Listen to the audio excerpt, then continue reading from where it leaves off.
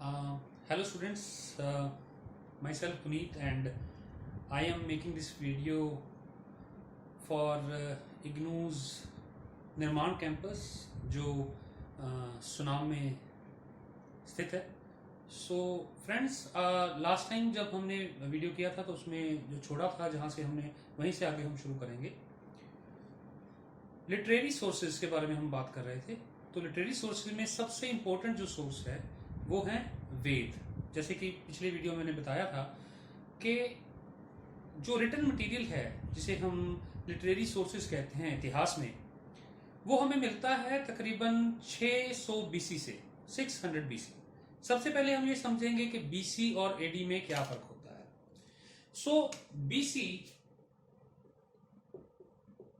जो है वो है बिफोर क्राइस्ट, बिफोर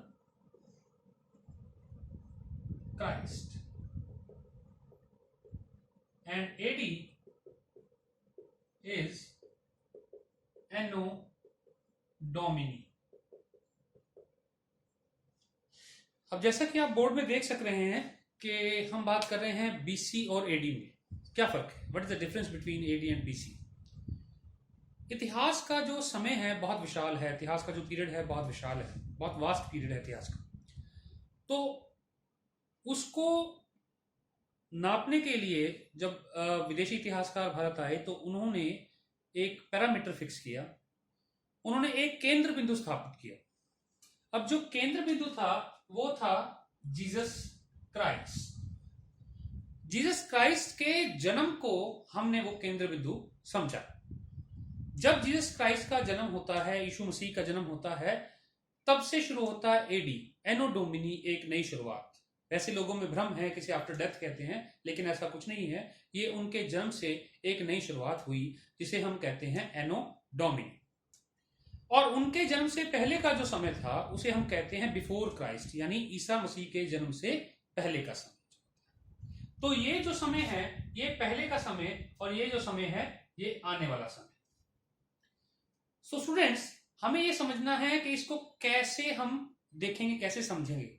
अब देखिए, ये जो समय है ये चलता है रिवर्स ऑर्डर में। जैसे हम यहां 5, 4, 3, 2, 1 एंड 0, और ये जो समय है ये बिल्कुल सही चलता है 1, 2, 3, 4, 5।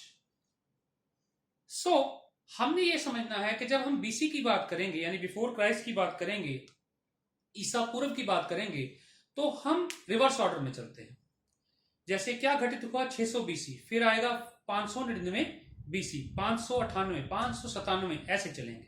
लेकिन जब हम एडी में आ जाएंगे तो वो जैसे आज हमारा चल रहा है 2020 एडी, सो 2020 एडी सन जो हमारा चल रहा है, तो उस हिसाब से हम जो है उसको चलाएंगे। सो इतिहास को समझने के लिए पहले ये एक बेसिक टर्म थी जो मैंने आपको समझाई, जिसे कहते हैं बीसी एंड एडी। सो जो हम बात कर रहे थे कि सबसे पहले लिटरेरी सोर्सेज में क्या आता है, तो स्टूडेंट्स उसमें सबसे पहले हम शामिल करते हैं, शुमार करते हैं वेदों को। हमारे पास 4 प्रमुखतः वेद होते हैं। अब वेद होते क्या हैं, सबसे पहले हम इसकी बात करेंगे कि वेद होते क्या हैं। सो वेद जो होते हैं, वेद शब्द संस्कृत शब्द विद से लिया गया है। वेदा इज इक्वल टू विद, ये संस्कृत का शब्द है। इसका अर्थ होता है टू नो समथिंग, जानना।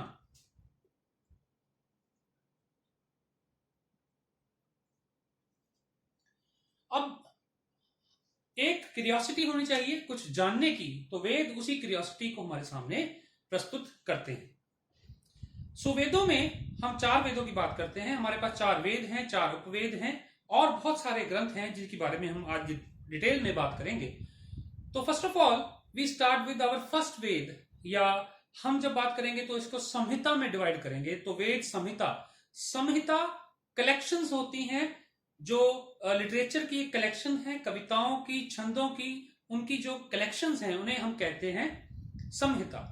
तो उससे पहले हम आगे बढ़े, लेकिन पहले सब हम बात करेंगे हमारे पास 4 वेद कौन कौन से हैं। सबसे पहले जब बात करेंगे, हमारा फर्स्ट वेद है ऋग्वेद।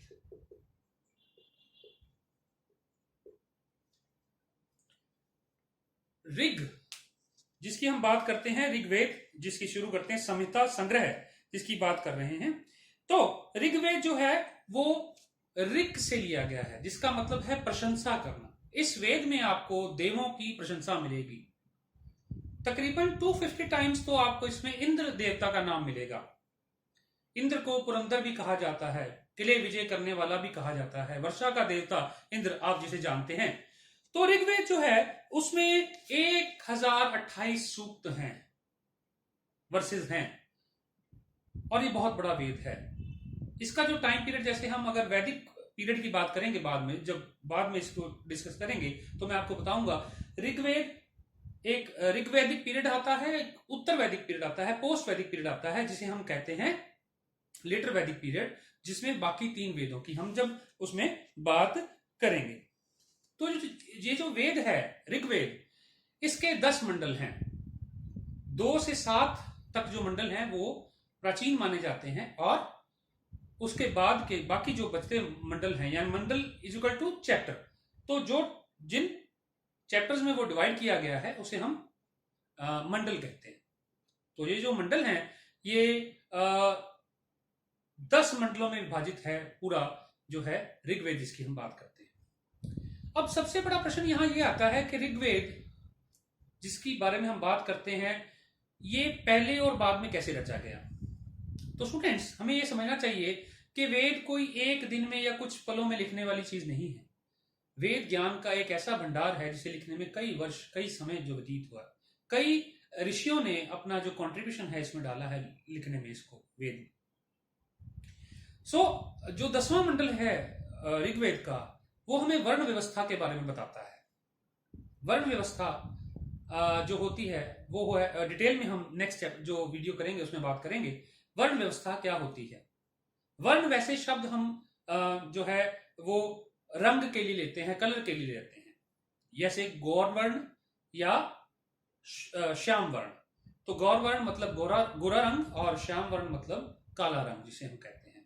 लेकिन बाद में इसको कैसे डिफाइन किया गया वो बात, उसकी बात जो है बात हम बाद में करेंगे। वेदों को अपरुषस्य भी कहा गया है, मतलब ये पुरुष के द्वारा रचित नहीं हो सकते। कहते हैं कि ये सीधा ब्रह्मा जी से ब्रह्मा जी से मनु को दिए गए, और मनु से ये सोसाइटी में आए जो वेद हम जिनके बारे में हम बात करते हैं। सेकंड जो हमारा वेद है वो है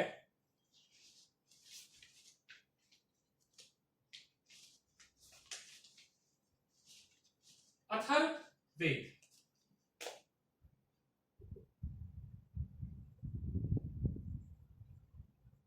अथर्ववेद अथर्ववेद जो है इसको 20 पुस्तकों में डिवाइड किया गया है। जो पहली 7 पुस्तकें हैं वो तो जो है बताती हैं हमें कविताएं, मंत्र, छंद जो कुछ लाभार्थियों द्वारा बोले जाते हैं, और कुछ बीमारियों और उन चोटों का इलाज करने में जो बातें की गई हैं इसमें हमें पता लगता है। पुस्तक 13 से 18 तक, 13 to 18 हमें संस्कारों के बारे में जानकारी देती है।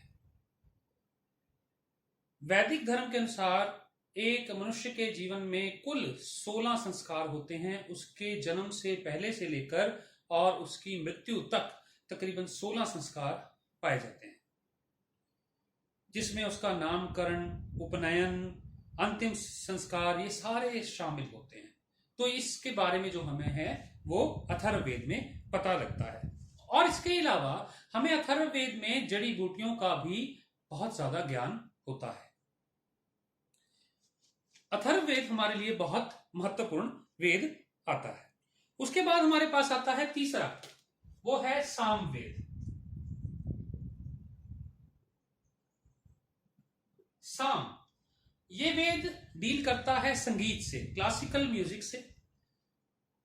इसकी बहुत सारी रचनाएं ऋग्वेद से ही ली गई हैं, उनको संगीतबद्ध किया गया है, और ये वेद हमें संगीत के बारे में बहुत ज्यादा जानकारी प्रदान करता है। और इस वेद के तकरीबन इसमें हमें सबसे महत्वपूर्ण जानकारी जो प्राप्त होती है कि इस वेद में वीणा का भी उल्लेख है। वीणा जो एक वाद्य यंत्र है उसका भी उल्लेख इस वेद में हमें मिलता है। उसके बाद आता है हमारे पास चौथा और फोर्थ, जिसे हम कहते हैं यजुर्वेद। फोर्थ वेद जो हमारा है वो है यजुर्वेद।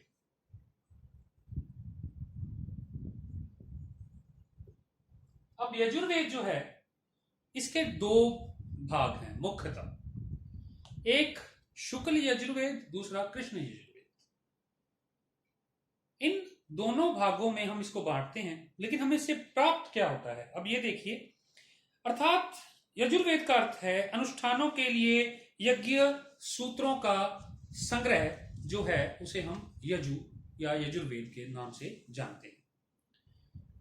अब यजुर्वेद में जो यज्ञ किए जाते हैं, जैसे वाजपेय, राजसूय, इन यज्ञों में जो मंत्र आहुतियां जो दी जाती हैं उसके बारे में हमें विस्तार पूर्वक जानकारी जो है वो प्राप्त होती है। उसके बाद हम बात करते हैं आगे जब हम बात करते हैं कि इसके अलावा हमें क्या प्राप्त होता है। अब हमने 4 वेदों की बात की तो 4 उपवेद भी हमें मिलते हैं। अब वो उपवेद कौन से हैं हम उसके बारे में चर्चा करेंगे। सबसे पहला जो उपवेद है वो है धनुर्वेद। धनुर्वेद, अब नाम से ही आपको पता लग रहा होगा कि ये धनुर्विद्या, आर्चरी में जो है उसके बारे में हमें महत्वपूर्ण जानकारी प्रदान करता है। उसके बाद हमारे पास है गंधर्व वेद। गंधर्व वेद ये डांस फॉर्म ऑफ आर्ट के रूप में यूज किया जाता है। मुद्राएं, उन जो नृत्य की मुद्राएं हैं उसके बारे में हमें जानकारी देता है। म्यूजिक से रिलेटेड जो है गंधर्व वेद जो है उसके बारे में हमें बहुत महत्वपूर्ण जानकारी देता है। तीसरा है शिल्प वेद। शिल्प वेद, शिल्प कलाकार, जिसे हम शिल्पकार कहते हैं, जो मूर्ति बनाता है, कलाकृतियां बनाता है, ये उससे जो है वेद जुड़ा हुआ है। उस जानकारी से, उस नॉलेज से हमें इसमें बहुत सारी जो है जानकारियां प्राप्त होती हैं। नंबर 4 हमारे पास है आयुर्वेद। इसके बारे में आप आई होप सब जानते होंगे। आजकल तो इसकी वैसे बहुत महत्वता है क्योंकि पेंडेमिक चल रही है। तो आयुर्वेद जो है बहुत महत्वपूर्ण वेद है। ये ऋग्वेद का एक पार्ट है, सब पार्ट है। और इसकी महत्वता आपको पता है कि जितनी भी जड़ी बूटियां, दवाइयों की हम बात करते हैं उन सब में से आयुर्वेद का जो है हम बार बार जिक्र जो है अपने जीवन में करते रहते हैं। ये भारतीय खोज है, इसीलिए हमें इस पर गर्व होना चाहिए। उसके बाद हम बात करेंगे नेक्स्ट, तो अगला हमारा है वेदों को समझने के लिए कुछ वेदांगों की रचना की गई। वेदांग मतलब वेदों का अंग। अब ये वेदांग क्या है? वेदांग 6 वेदांग जो है हमें प्राप्त होते हैं। वेदों को समझने के लिए उनके अंग जो हैं डिवाइड किए गए हैं, कैसे कैसे उनको आपने समझना है। तो सबसे पहला जो वेदांग में हमें मिलता है वो है, सबसे पहले नंबर 1 इज शिक्षा। शिक्षा जिसे हम कहते हैं स्वर विज्ञान, फोनेटिक्स, साउंड्स जिसकी हम बात करते हैं, वो सब कुछ इसमें हमें पता लगता है कैसे क्या होता है। नंबर 2 हमारे पास है कल्प। कल्प तो इसका मतलब, इसके हमें पता है rituals. This deals with rituals, जो रीति रिवाज, जो रीतियां, जो नियम होते हैं, रिचुअल जिससे हम कहते हैं कि रीति रिवाज हमारे चले आ रहे हैं, ये सब उनसे डील करता है। तो सेकेंड इज कल्प। थर्ड वन इज व्याकरण। इसके बारे में आप सबको पता होगा। व्याकरण, ग्रामर जिसे हम कहते हैं, महर्षि पाणिनि द्वारा रची गई Ashtadhyayi book of grammar which known as, बहुत इंपॉर्टेंट किताब है, बहुत इंपॉर्टेंट बुक जिसे हम बात करते हैं व्याकरण की। बिना व्याकरण के आप भाषा की रचना नहीं कर सकते। तो व्याकरण एक बहुत महत्वपूर्ण जानकारी हमें प्राप्त करती है, जो वेदांग है हमारा एक। और फोर्थ वन जिसकी हम बात करेंगे वो है निरुक्त। निरुक्त इसका मतलब है शब्दावली। अगर सिंपल लैंग्वेज में हम बात करें तो शब्दावली, वो कब कह सकते हैं, कैसे शब्द बने, जो है वो सारे हम इसमें इंक्लूड करते हैं। उसके बाद आते हैं छंद, मैट्रिक्स, जिन्हें हम इंग्लिश में कहते हैं छंद, मैट्रिक्स। छंदों में बात की जाती है, कवि छंदों में बात करते हैं, तो वर्सेस छंद हम जिन्हें बात करते हैं उनकी। सिक्स्थ हमारा है ज्योतिष।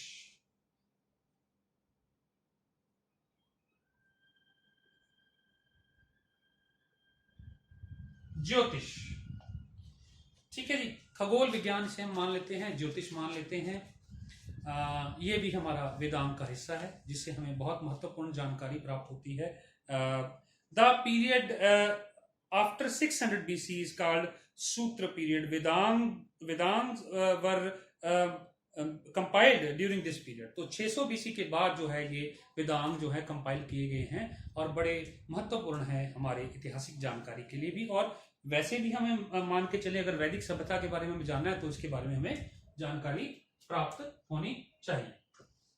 सो आगे बढ़ते हैं दोस्तों। सो स्टूडेंट्स, नेक्स्ट हमारा है ब्राह्मण ग्रंथ, ब्राह्मण्स।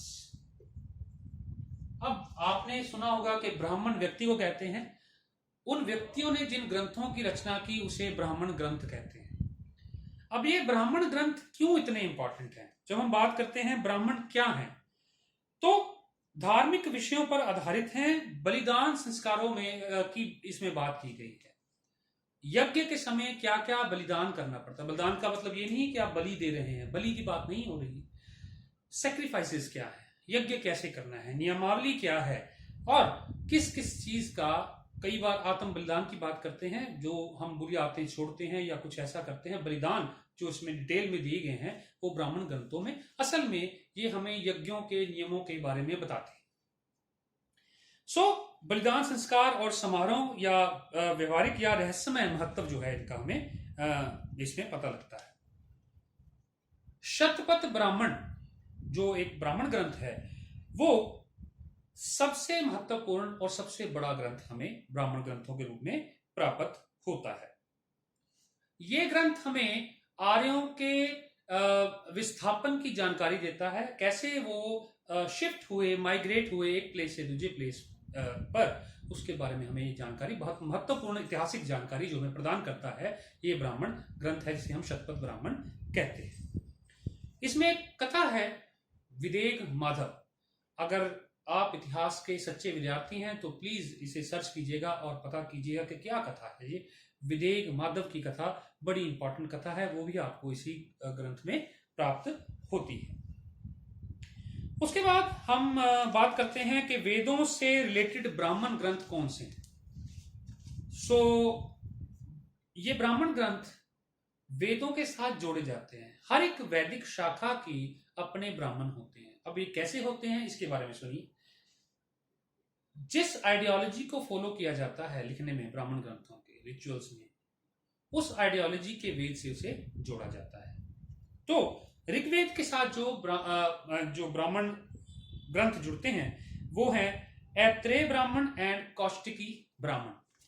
सेकंड है सामवेद। सामवेद के साथ जुड़ते हैं तंड्या महा एंड जैमिनी जो ब्राह्मण है। उसके बाद तीसरा यजुर्वेद है, उसके साथ जुड़ते हैं तैत्तिरीय एंड शतपथ ब्राह्मण। और चौथा अथर्ववेद, जिसके साथ जुड़ा हुआ है गौपथ ब्राह्मण। उसके बाद हम जो बात करेंगे आगे वो है आरण्यक एवं उपनिषद की। आरण्यक क्या होते हैं, पहले मैं बोर्ड पे आपको लिख देता हूं। आरण्यक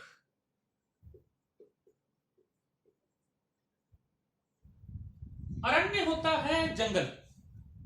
अगर हिंदी में बात करें, संस्कृत में बात करें, अरण्य होता है जंगल। तो जंगल में जिन ग्रंथों की रचना की गई उसे आरण्यक बोला जाता है। ऋषि द्वारा जिसे रचा गया उसे आरण्यक कहा जाता है। रहस्यवाद की बात इसमें की जाती है। सही विधि से किस प्रकार से आपको देवी देवताओं की पूजा करनी है। अब एक कॉमन बात हम करते हैं कि हमें विधि नहीं आती किस प्रकार हम देवी देवताओं की पूजा करें। तो इसमें बताया गया है कि किस विधि द्वारा आपको देवी देवताओं या प्रभु की, ईश्वर की उपासना करनी है, और अगर सही विधि से नहीं करेंगे तो उसके क्या लाभ और हानियां होंगी, उसके बारे में हमें इसमें जानकारी प्रदान की गई है। तो बड़े इंपॉर्टेंट ग्रंथ हैं हमारे आरण्यक, जो हमें जानकारी देते हैं। तैत्तिरीय आरण्यक में हमें प्रसिद्ध सूर्य नमस्कार का एक अध्याय प्राप्त होता है। सूर्य नमस्कार जो कि सुबह किया जाता है, अमूमन तौर पे एक योग क्रिया है सूर्य नमस्कार, उसके बारे में जानकारी हमें इसमें प्राप्त होती है। उसके बाद हमारा आता है उपनिषद। नेक्स्ट हमारा जो है वो है उपनिषद।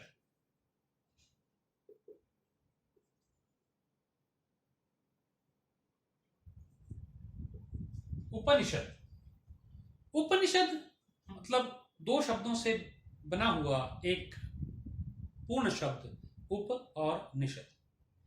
पास बैठना, निषद बैठना, उप पास। एक गुरु अपने शिष्य को पास बिठाता है और उसे जो जानकारी प्रदान करता है, जो ज्ञान प्रदान करता है, वो इस उपनिषद में हमें प्राप्त होता है। अगर आप बात करें कि इन सभी ग्रंथों में जो बात कर रहे हैं आत्मा की, जो कर्म सिद्धांत की बात कर रहे हैं, जो बात कर रहे हैं किस प्रकार इस योनि से मोक्ष प्राप्त किया जा सकता है, वो सारा ज्ञान जो ब्रह्मांड में, जो हमारे अंदर हमें जिस जिज्ञासा है जिस ज्ञान को जानने की, उस सब के बारे में जानकारी जो प्राप्त होती है हमें इन उपनिषदों में होती है। 108 उपनिषदों की संख्या है और इनमें बहुत प्रमुख हैं, जैसे ईश, केन, कठोपनिषद जिसकी हम बात करते हैं, और बहुत सारे अन्य जो है वो उपनिषद जो हमें प्राप्त होते हैं, जिसके बारे में हम बाद में बात करेंगे। तो अगर हम डिफरेंशिएट करें आरण्यक और उपनिषद में, तो हम ये देखेंगे कि आरण्यक जो है वो बात कर रहे हैं यज्ञ, बलि, कर्म कांड की, और उपनिषद जो बात कर रहे हैं वो आंतरिक दार्शनिक मूल्यों की, जो अंदर से हमें ज्ञान प्राप्त हो रहा है, उसके बारे में हम वो जो बात इसमें करेंगे। फॉर एग्जाम्पल, आपने कुछ शब्द सुने होंगे, मैं आपको एक बारी बताता हूं, आपको पता ही होगा उसके बारे में, लेकिन फिर भी बताता हूं। वसुधैव कुटुंबकम, कुटुंब होता है परिवार, वसुधा होती है धरती, पूरी धरती एक परिवार। ये जो स्लोगन है, ये जो शब्द हैं, ये भारत की देन है पूरे संसार को। भारत पूरे संसार को एक परिवार मानता है। हमारी ये सोच है कि पूरा विश्व एक परिवार है, जिसे हम कहते हैं वसुधैव कुटुंबकम। तो ये जो हमें मिला है स्लोगन, ये कहां से मिला है? महाउपनिषद से मिला है। और सेकंड हमारे पास है अतिथि देवो भवः। अतिथि हमारे लिए भगवान का रूप है। ये हमें कहां से मिला? उपनिषद से मिला है, तैत्तिरीय उपनिषद से। इसके अलावा हमारे पास एक चीज आपने बिल्कुल सुनी होगी, सत्यमेव जयते। सत्य हमेशा ही जीतता है, अंत जीत सत्य की होती है, और ये हमें मिलता है मुंडक उपनिषद से। 1918 में मदन मोहन मालवीय जी ने इसका व्यापक प्रयोग किया, इसीलिए हमें इसको तो आप सब जानते ही होंगे, जिसकी बात करें सत्यमेव जयते, ये शब्द हमें मुंडक उपनिषद, सब तीनों हमें उपनिषदों से प्राप्त हुए हैं। उपनिषदिक फिलॉसफी आंतरिक फिलॉसफी है, जो हमें बताती है कि मनुष्य का जीवन किस लिए जो है उसका निर्माण किया गया, ईश्वर ने हमें किस लिए धरती पर भेजा है, उसकी मंशा क्या थी हमें धरती पर भेजने की, हमें क्या प्राप्त करना है, what is our ultimate goal, वो हमें इसमें पता लगता है। The salvation is our ultimate goal. मुक्ति, मोक्ष प्राप्त करना जो हमारा अल्टीमेट गोल है, वो हमें इसमें छोटी छोटी कथाओं के रूप में पता लगता है। वेदों से कौन कौन से उपनिषद जुड़े हुए हैं, एक बार आप सुन लीजिए। ऋग्वेद से जुड़े हैं ऐत्रेय एंड कौशिकी उपनिषद। सामवेद से जुड़े हैं छंदोग्य एंड केन उपनिषद। यजुर्वेद से जुड़े हैं तैत्तिरीय, बृहदारण्यक और कठ उपनिषद। और अथर्ववेद से जुड़े हैं मुंडक, प्रसन्न एंड मांडुक्य उपनिषद, जो हैं उनसे जुड़े हुए हैं। बृहदारण्यक उपनिषद में हमें सबसे पहले पता लगता है कि रीबर्थ, रीइंकारनेशन, पुनः जन्म जो एक विधि है, होता है, इसके बारे में हमें बृहदारण्यक उपनिषद में पता लगता है। इसके बाद आते हैं हमारे पास सूत्र। उपनिषद के बाद हम बात करेंगे सूत्र।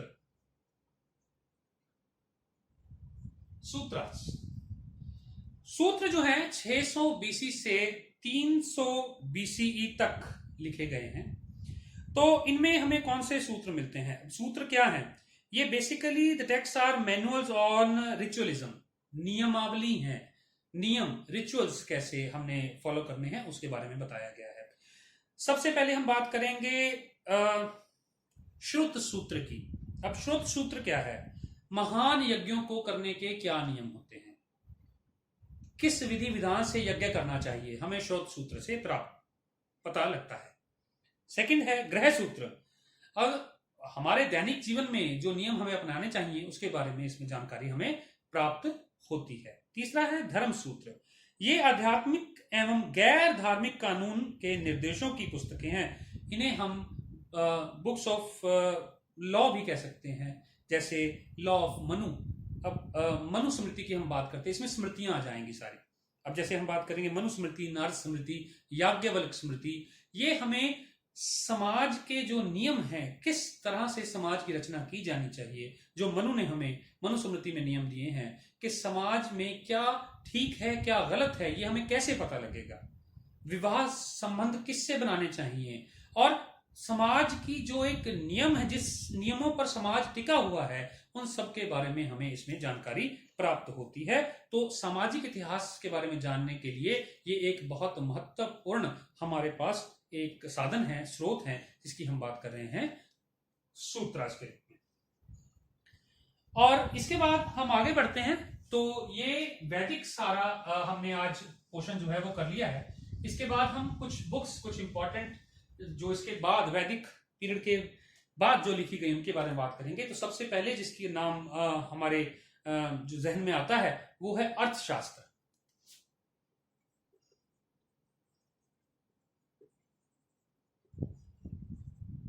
बाय कौटिल्य।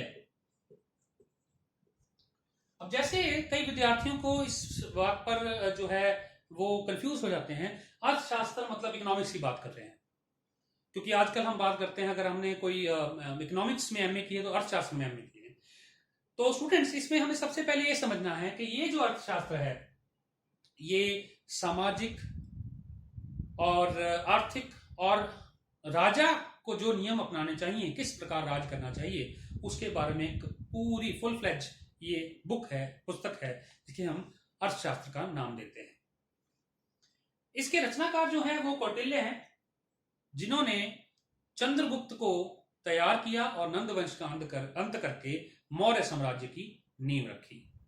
तो कौटिल्य ने किस प्रकार राजकाज, राज शासन चलाना चाहिए, उसके बारे में हमें एक डिटेल्ड जो है नॉलेज हमें प्रदान की है, जिसे हम कहते हैं अर्थशास्त्र के रूप में हमें प्राप्त होता है।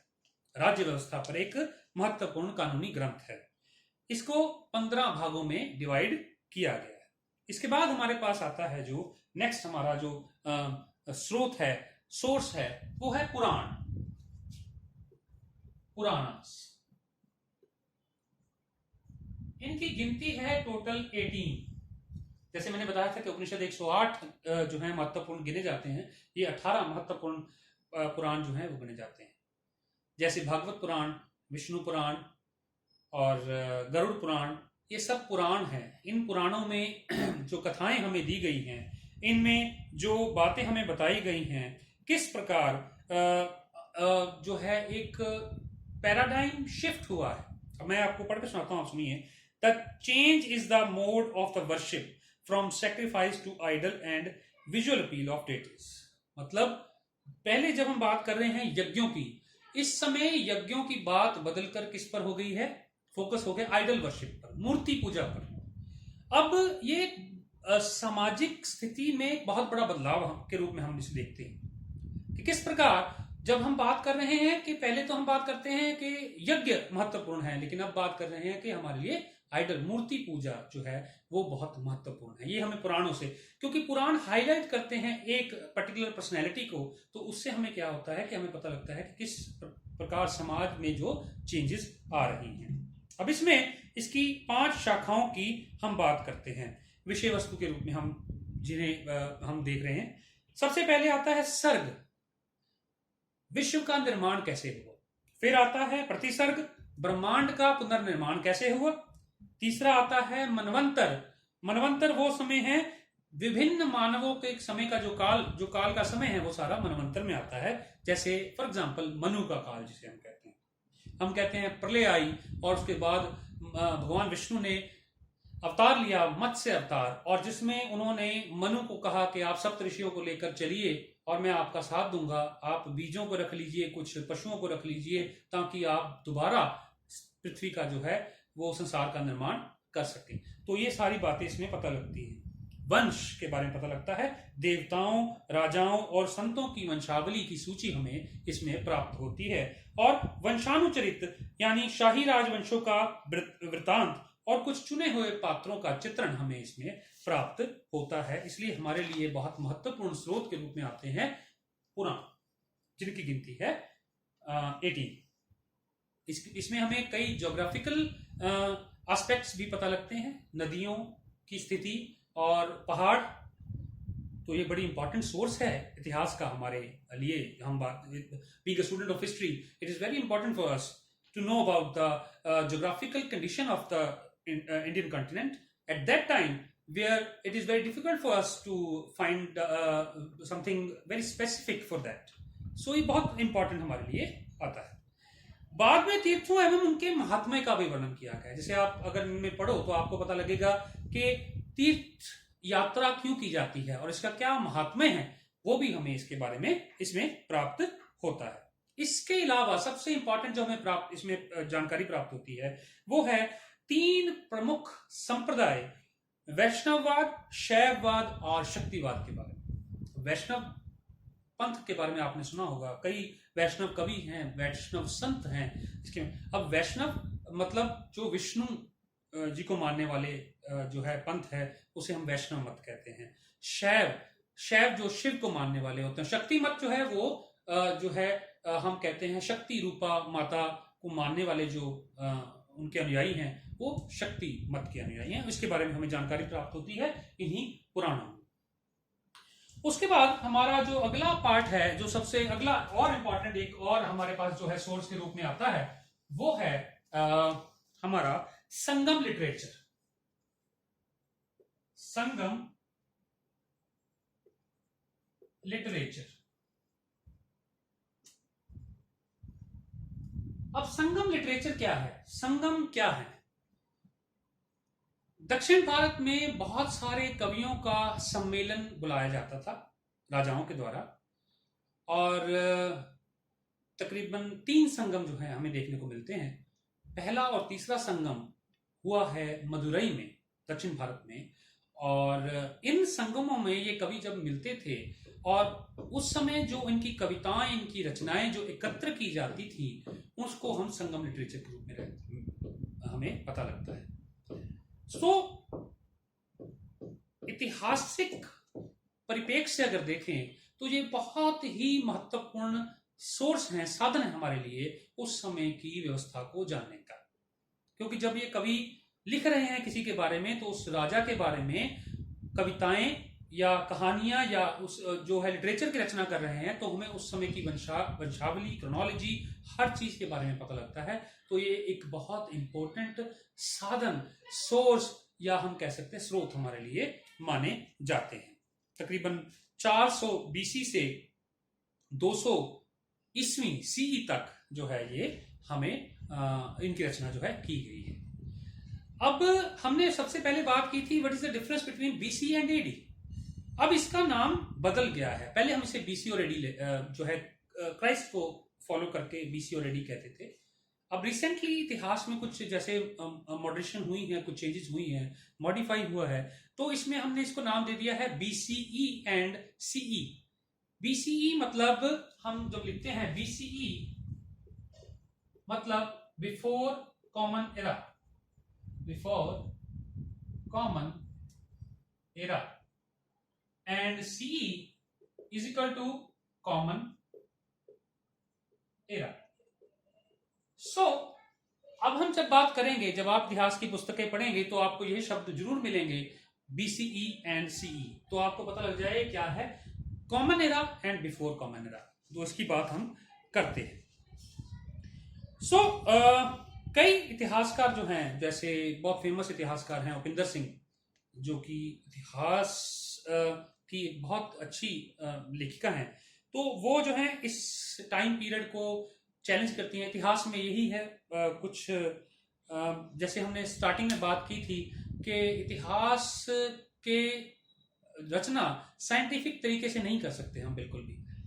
जैसे साइंस के एक पर्टिकुलर नियम होते हैं, लेकिन इतिहास के बारे में क्या होता है कि अगर हमने किसी बात को साबित करना है तो हमें उसके प्रूफ देने पड़ेंगे, तथ्य देने पड़ेंगे, और उन तथ्यों पर फिर वाद विवाद होगा, और उसके बाद जो नतीजा हमारे सामने आता है उसी को हम जो है सही मानते हैं. लेकिन साइंस में ऐसा नहीं होता, उसके रूल डिफरेंट हैं. अब जैसे आप मानिए कि हाइड्रोजन और oxygen H2O is equal to water, तो H2O is equal to water means आप जहां मर्जी चले जाइए, इस प्रयोग को करिए तो H2O is equal to water, same result आएगा. इतिहास में हर घटना का सेम रिजल्ट नहीं आता है. तो उसके बाद जब आगे आगे जो बढ़ेंगे, हमारा अगला सोर्स जो है संगम लिटरेचर में बहुत सारी रचनाएं हुई, जैसे तोलकाप्पियम बड़ी इंपॉर्टेंट एक रचना है, उसके बारे में आप पढ़ सकते हैं. के नीलकंठ शास्त्री की बुक आती है, एक किताब आती है जिसका नाम है the history of south India. आप उसके बारे में डिटेल में इस सारे वृत्तांत के बारे में पढ़ सकते हैं. तो अगला जो हम बात करेंगे वो है जीवन वृत्तांत, कविता और नाटक. हमारा अगला सोर्स जो है, जो अगला स्रोत जो है वो है कई कवियों के द्वारा रचित नाटक और कविताएं और किस्से, वो सब हम इसमें शामिल करें. अब जैसे हम बात करते हैं पुराने कवि, आपने नाम सुना होगा कालिदास. इनकी कई रचनाएं हैं हमारे पास, अभिज्ञान शकुंतलम, मेघदूतम, विक्रमवर्ष्यम, मालविका गनिमित्रम, रघुवंशम, कुमार संभवम. ये सब इनकी उस समय गोल्डन पीरियड था, गुप्ता काल, जिसमें इन्होंने ये रचनाएं की. क्लासिकल लैंग्वेज संस्कृत में इनकी रचनाएं थी और बहुत ही इंपॉर्टेंट रचनाएं हैं. कई राजाओं के उनके बारे में इनका वर्णन जो है उसमें मिलता है, और राज्यों के बारे में उस समय उस काल के दौरान हमें बहुत महत्वपूर्ण जानकारी इनके जो है राइटिंग्स में प्राप्त होती है. ऐसे ही अश्वघोष, भाष, विशाखदत्त, शूद्रक, इनकी बहुत रचनाएं जो हमें प्राप्त होती हैं. इनके अलावा बाण भट्ट, बिल्हण, वाकपति राज, और हम बात करते हैं जयसिंह, हेमचंद्र, नेबंद, पद्मगुप्त, बल्लाल, चंद्रप्रदाई, जिसने पृथ्वीराज रासू की रचना की थी, जिस पर एक मूवी भी बनी है, आपने देखी होगी, जो है उसके बारे में हम बाद में चर्चा करेंगे. तो ऐसे बहुत सारी रचनाएं जो हैं हमें प्राप्त हुई हैं. अगर हम बात करें जम्मू एंड कश्मीर की, तो उस समय कल्हण एक 12वीं शताब्दी में एक ऐसे इतिहासकार हुए हैं जिन्होंने हमें बहुत महत्वपूर्ण जानकारी जो है उस समय दी है. कश्मीर का पहला इतिहासकार इन्हें माना जाता है. ये बड़ा इंपॉर्टेंट आपके लिए ज्ञान है कि कश्मीर का पहला इतिहासकार कौन था, तो वो है कल्हण, जिन्होंने हमें वो कश्मीर के रीजन की बहुत इंपॉर्टेंट नॉलेज, जानकारी जो हमें प्रदान की. उसके बाद हमारे पास आता है बौद्ध धर्म ग्रंथ और जैन धर्म ग्रंथ. अब बौद्ध धर्म ग्रंथ जो हैं वो 3 हैं बेसिकली, जिन्हें हम पिटक कहते हैं. तो सुत्त पिटक,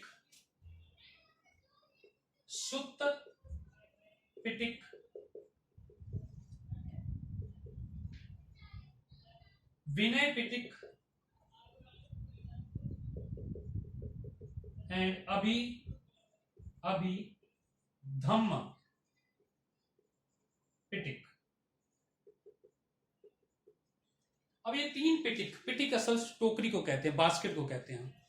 तो पिटक जो ज्ञान का एक सोर्स है, जो नॉलेज है हमारे पास, बड़ा इंपॉर्टेंट है. बुद्ध धर्म के ये तीनों ग्रंथ बहुत ही महत्वपूर्ण हैं. सुत्त पिटक में हमें कई कहानियों, कविताओं के रूप में बुद्ध के सिद्धांतों के बारे में जानकारी प्राप्त होती है. दूसरा है विनय पिटक. विनय पिटक में बुद्ध धर्म के जो नियम हैं उन नियमों को कोडिफाइड किया गया है। 227 नियम जो हैं हमें इसके बारे में पता लगता है। इस पूरे ही भिक्षुओं के लिए जो नियम बनाए गए थे, किस प्रकार उन्होंने आचरण करना है, ये बड़ी इंपॉर्टेंट जानकारी जो हमें इसमें प्राप्त होती है। अभी धम्म पिटक जो है, जिसे उच्च धम्म भी कहा जाता है, इसमें सूचियां हमें मिलती हैं, सारांश एवं प्रश्न इसमें बहुत सारे शामिल किए गए हैं। इसके अलावा इसमें कई कविताएं, कई रचनाएं हैं जिसे थेरावाद और थेरीवाद भी कहते हैं। थेरावाद वो रचनाएं हैं जो बौद्ध भिक्षुओं ने, पुरुष बौद्ध भिक्षुओं ने की हैं, और थेरीवाद वो हैं जो स्त्री भिक्षुओं ने की हैं। उन सबको हम कहते हैं, उनकी रचनाओं को थेरावाद और थेरीवाद बहुत इंपॉर्टेंट है, क्योंकि महिलाएं उस समय आगे बढ़कर जो रचित आध्यात्मिक तौर पर लिख रही हैं और वो कहती हैं कि हम पुरुषों के बराबर हैं, ये बड़ी महत्वपूर्ण जानकारी हमें प्राप्त होती है। इसके बाद हमारे पास आते हैं जैन धर्म ग्रंथ, जिसमें 12 अंग, 12 उपांग और 10 प्रकीरण, 6 छेद सूत्र, 2 सूत्र और 4 मूल सूत्र हमें जो है वो प्राप्त होते हैं। सो इस प्रकार जो हमें प्राप्त होता है, ये सारे जो सोर्स आज हमने बात की, जितने भी सोर्सेज के बारे में हमने आज बात की, वो सारे के सारे स्रोत जो पिछले वीडियो में और आज हम बात कर रहे हैं, ये सारे जो स्रोत हैं ये लिटरेरी या साहित्यिक सोर्स के रूप में हमें प्राप्त हुए हैं। अब अगले अध्याय में हम बात करेंगे जो आर्कियोलॉजिकल रिमेन्स या सोर्सेज हैं, उनके बारे में जो हम बात करेंगे वो नेक्स्ट जो है हमारी वीडियो में करेंगे। Thank you so much students for listening me and thank you again.